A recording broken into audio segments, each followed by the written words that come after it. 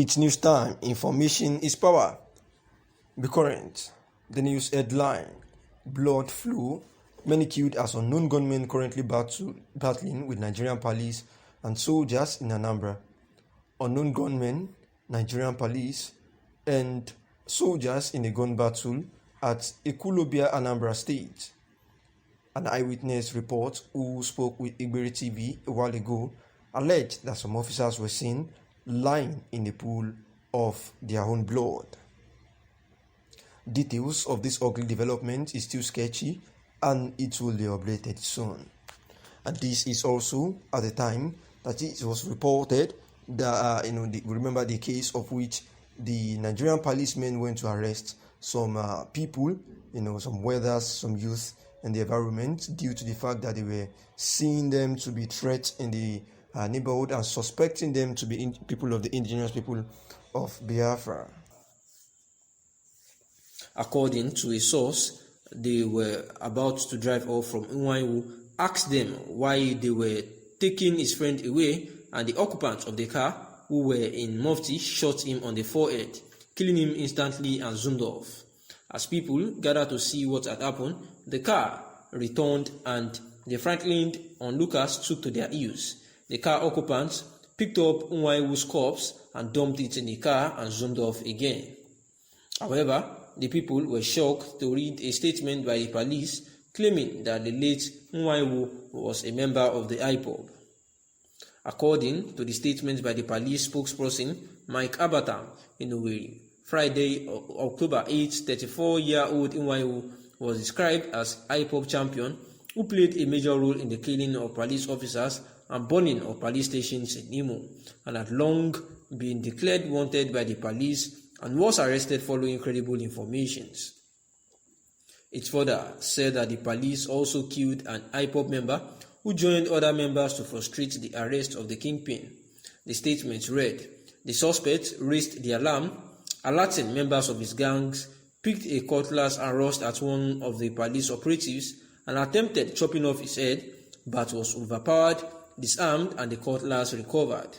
While this was on, the already alerted members who came in their numbers to rescue him engaged the police in a gun duel, and in the process, one of them was neutralized while others escaped with bullet wounds." Abatam added that one locally made double-barrel pistol with two expended cartridges, 2 live cartridges and charms were recovered at the scene, adding that the suspect was presently undergoing interrogation and had made useful statement to the police.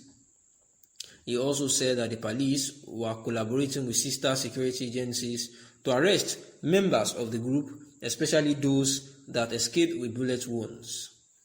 However, this claim has been widely rejected by the community, who knew the victims and contradicted the police statements. They described the duo as very hardworking young men who were always mobilizing youth in the community to help widows. The community knows who is who, and these young boys are some of the best.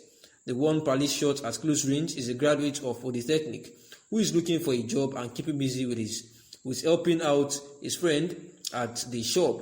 Our community has been thrown into mourning because of this incident, a source who craved anonymity said.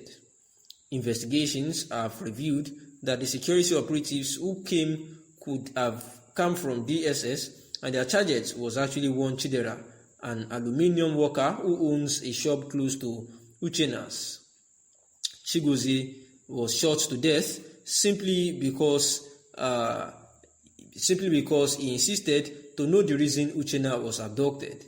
The community is angered by the press release made by the police, labeling Uchenna as the leader of indigenous people of Biafra in Ehime Mbano, which they describe as lies from the pit of hell to destroy their bad actions.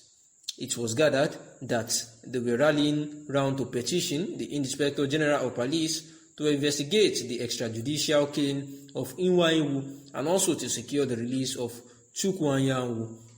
And this is the news yet again that outrage has actually occurred as the police people actually killed a graduate who the community has actually said was looking for a job after he had passed out from a polytechnic, and because he doesn't want to be idle, decided to work with his friend at his welder shop. And while the information goes that Chigozie Nwaiwu was actually at his friend's welding shop at a close range in the presence of many witnesses, but the police actually came around and they grabbed him. They grabbed Nwaiwu, and then they pulled him up and actually threw him into their car. And according to his source, while they were trying to drive off, then Nwaiwu asked them why they are taking his friend away, and the occupants of the car who were in the mufti actually shot him at the forehead at a very close range and killing him, and they zoomed off immediately.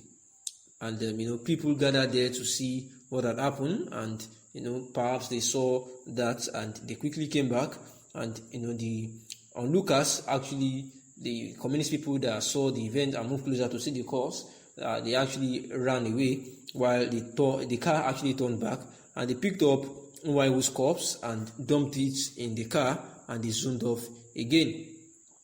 And that is there are two friends actually now.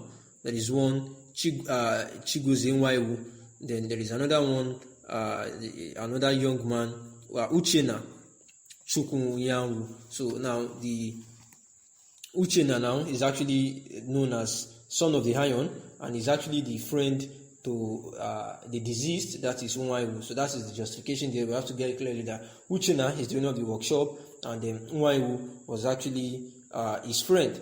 That one was the one they actually shot. So while the police officer came to arrest the owner of the shop, that is Uchenna, that was when Nwaiwu had actually visited the friend, and while the police actually arrested Uchenna, and Nwaiwu was like trying to ask why they picked him off, that's when they shot him dead. And the suspect raised while the police actually released their own report.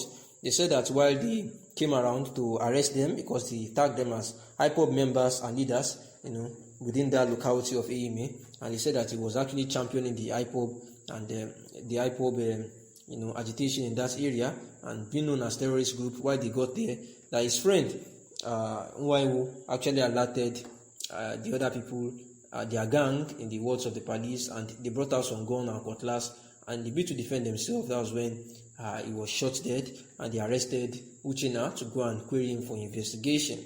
And the communist people are of the opinion, one of them who begged to be anonymous, that this was actually a total lie, that the two young men are actually hardworking people, and they are proud to have them in the community, that they have also even been mobilizing youth and the community to help out widows in that environment.